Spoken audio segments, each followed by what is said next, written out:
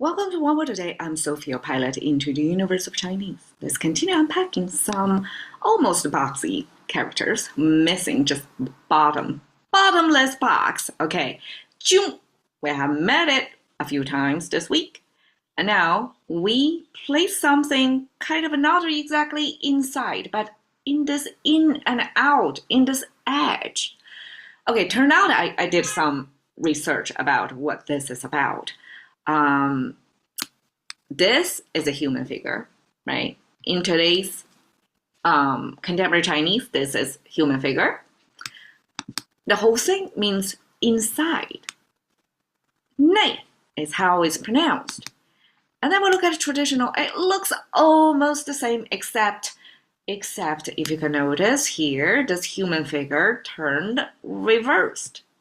And I talked about how Chinese human figure should look like this way, with the right side kind of a prompting on top of the left stroke here. If it's two diagonal lines, then one is taller.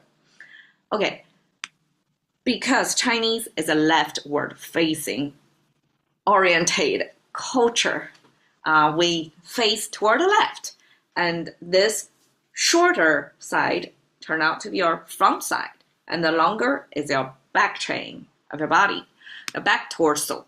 So that should be the correct human figure, and somehow along the way in contemporary Chinese, it got reversed, built into this.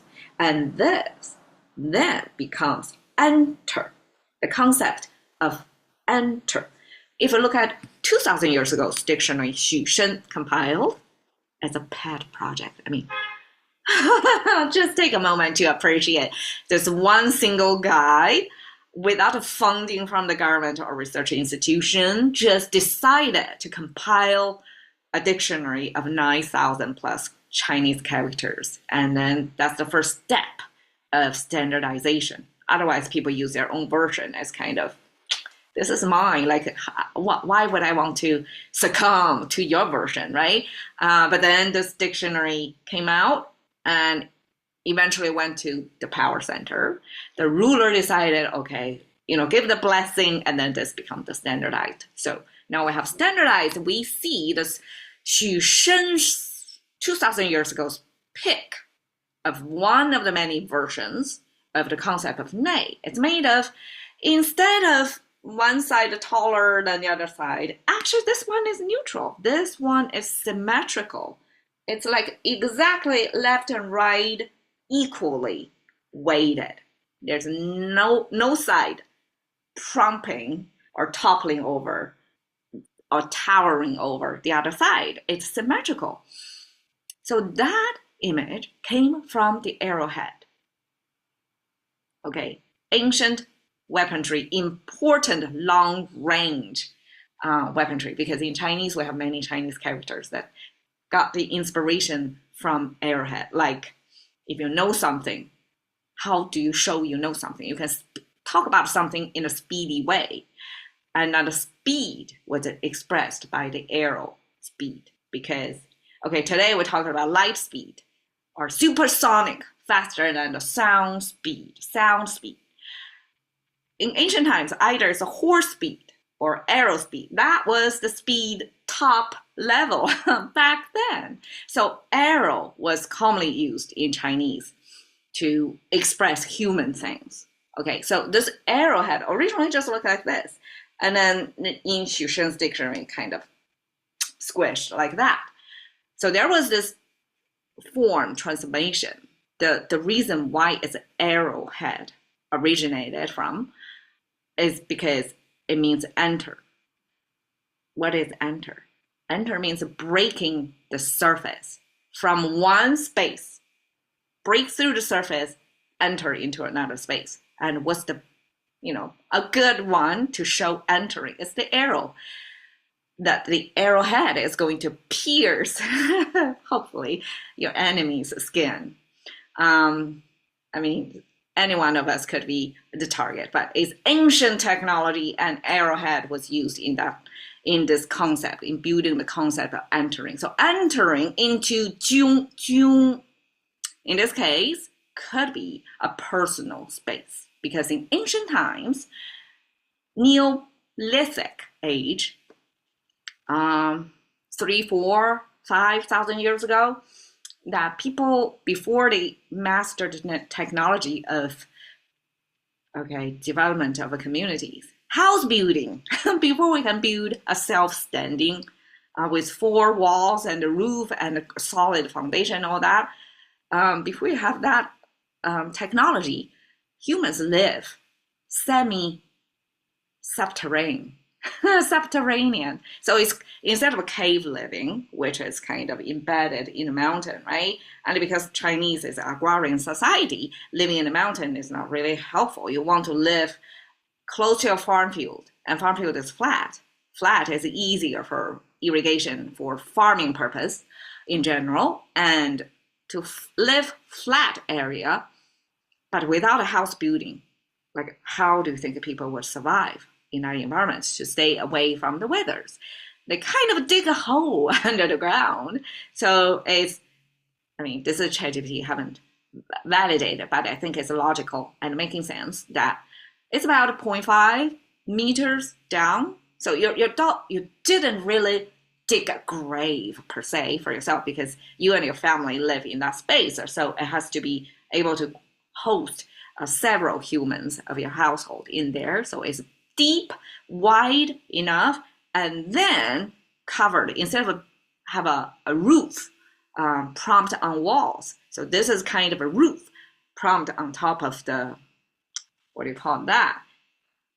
A grave? So this space could be the type of roof, ancient roofing, that's on top of such semi-subterranean living quarters. And this enter into the space means equivalent to today's knock on somebody's door or break into somebody's door. So our door today is vertical. It's hard to imagine ancient times the door is like a manhole on the ground. But that was exactly how, the Paleolithic or Neolithic discoveries was, at least in China. I'm not sure about the worldwide. So that gives me a whole background or context of how to understand this inside concept. It means enter into somebody else's room or space, personal space, that with this cover or with this boundary that you're entering this underground thing. All right, so we have 内向, 内人, 内情, 内向, 向, orientation. You notice this 向 got the exactly same structure, almost as Jung, but with a pointer. So it's oriented. It originally means a window facing toward the north, because Chinese have a whole feng shui thing to talk about orientation, placement, building your personal space so the energy flow is positive. You can grow, thrive in that environment. So this orientation, north-facing window was a thing, and eventually this north-facing window became just north pointing, and eventually just become pointing to a certain direction, become direction, orientation. 内向, inside, or 内 in this case actually is arrow pointing towards the self-reflective orientation. So this is Chinese translation of introvert. Introvert, this word is this travel of this direction, right? Intro means facing inside, inward facing. Okay, introvert. 内人, human figure. Okay, you can see here, this human figure looks very similar to this, right? Used to be arrowhead, but somehow it becomes contemporary 人. Okay, this 内人, in this case, means insider, somebody within that environment. Organization, household, country, government, so that's 内人. Oftentimes in our daily conversation, it could be somebody's loved ones, that's 内人. And 内情, 情, wow, just a few days ago, yesterday, we came across 同情and 情, emotion, right? Emotional processing. 内情, in this case, actually means insider information. So here, this 情 become information. It's not just emotional, personal emotion, interrelationship emotion processing. It's any kind of information processing. And somebody will say, emotion simply is your information that you cannot verbalize it maybe, but you're processing that information. So emotion is type of information. So it makes sense in a sense that 内情, insider information. And here we have a distinguished living quarters of a contemporary that we can build walls, even have pillars, have this luxurious chandeliers, grand piano, and you have this giant window to separate inside and outside. And how far we came from the semi-subterranean living space. Nate, thank you for your time. See you another day.